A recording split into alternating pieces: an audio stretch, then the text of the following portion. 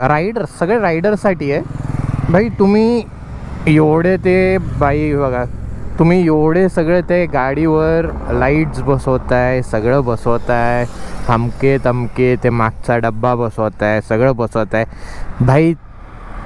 ते बसवण्याच्या आधी तुम्ही एक चांगले शूज का नाही घेतेत? शूज घ्या, रायडिंग पॅन्ट्स घ्या, काय तर घ्या.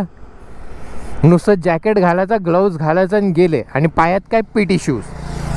कसं चुत्या वाटतं. ओ जी वॅगन. आत्ता पण मी म्हणजे इथं एक कॉल आलेला, त्यासाठी थांबलेलो. किती जण तर भाई एकदम रायडिंग शूज वीज एकदम भारी, एकदम फुल गँग चालली आहे एकदम. एकदम ते मागे तो काय बॉक्स बसवला आहे, सगळं बसवलं आहे भाई. त्या बॉक्समध्ये 15-20 हजार ते बॉक्सचे घेण्यापेक्षा, का हे सगळं घेण्यापेक्षा एक चांगले शूज घ्या ना. लोक तुम्ही चांगले शूज का नाही घेतेत? शूज घ्या का रायडिंग पॅन्ट्स घ्या भाई. फालतूमध्ये पैसे घालवायचे सगळ्यांना. आता लाईट्स, ऑक्झरी लाईट्स हे तुम्ही नंतरही बसू शकता, असं नाही मी बोलत आहे की बसूच नका करून, बसवा तुम्ही. पण ॲट द एंड भाई तुम्ही इम्पॉर्टन्स काय, रायडिंग शूज हे बघा एकदम, आणि क्रॉक्स घातलेत भाई, म्हणजे इथून तुम्ही भारी दिसताय, पोटापर्यंत तुम्ही लय भारी दिसताय. पण पोटाच्या खाली काय, हाफ चड्डी नाहीतर हे रायडिंग जॅकेट घालून काही नाही होत भाई. पूर्ण एक तर घाला. आता माझी पण 200 cc ची बाईक आहे यार, बट मी पूर्ण घालतो. मी रायडिंग पूर्ण म्हणजे फुल ऑन हे करतो.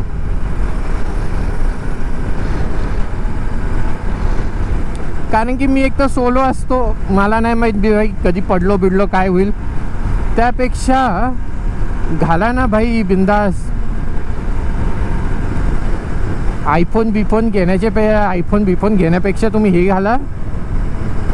रायडिंग शूज घ्या का रायडिंग पॅन्ट्स घ्या, ते करा भाई.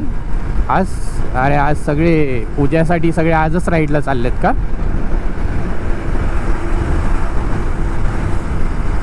I think so.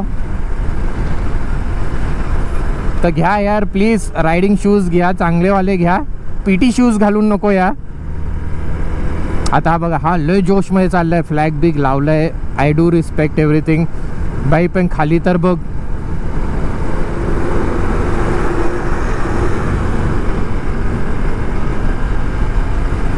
खाली बघा एकदम पीटी शू.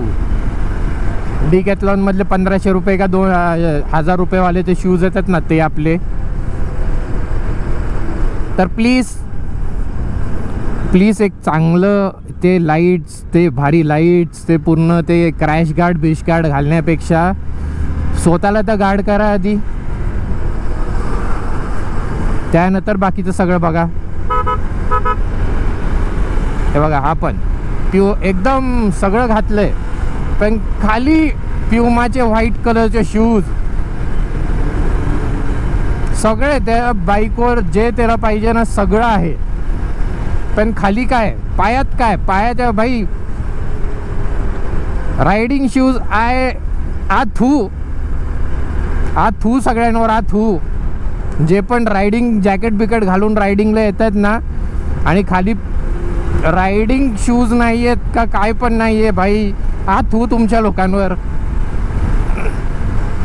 जे पण पीटी शूज घालून येतात ना, पीटी शूज का साधे ते प्युमाचे जॉगिंगचे, हे थू तुमच्या सगळ्यांवर. एक तर नंतर दाखवतात की आपण लय मोठा रायडर आहे. हे बघ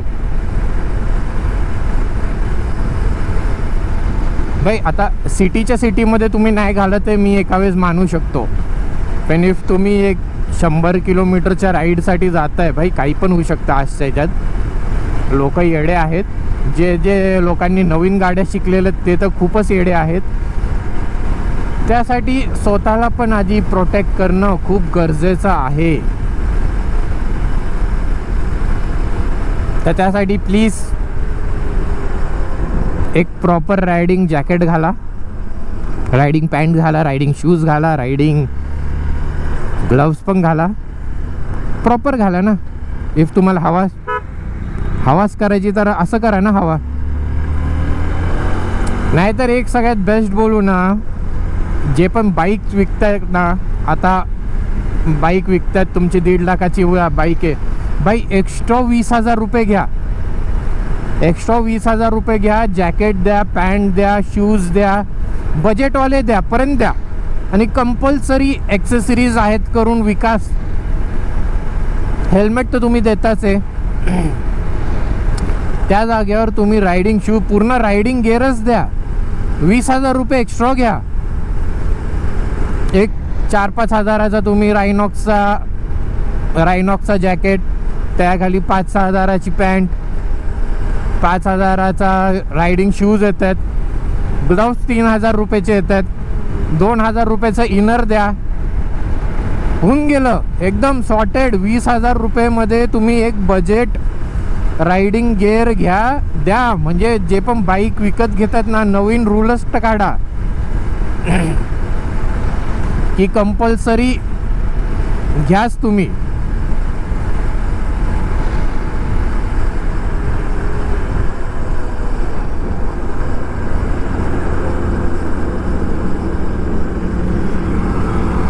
आला बघ परत वाईट. एकदम स्टिकर बिकर तर लय भारी लावले ना त्यांनी गाडीला, तेजे लय भारी लावलेत. पर्यंत ॲट द एंड काय पायाखाली काय आहे, भले ज्युपिटर आहे पण जीन्स आणि पीटी शू प्युमाचे आपले व्हाईट कलरचे 2,000 रुपयाचे शूज.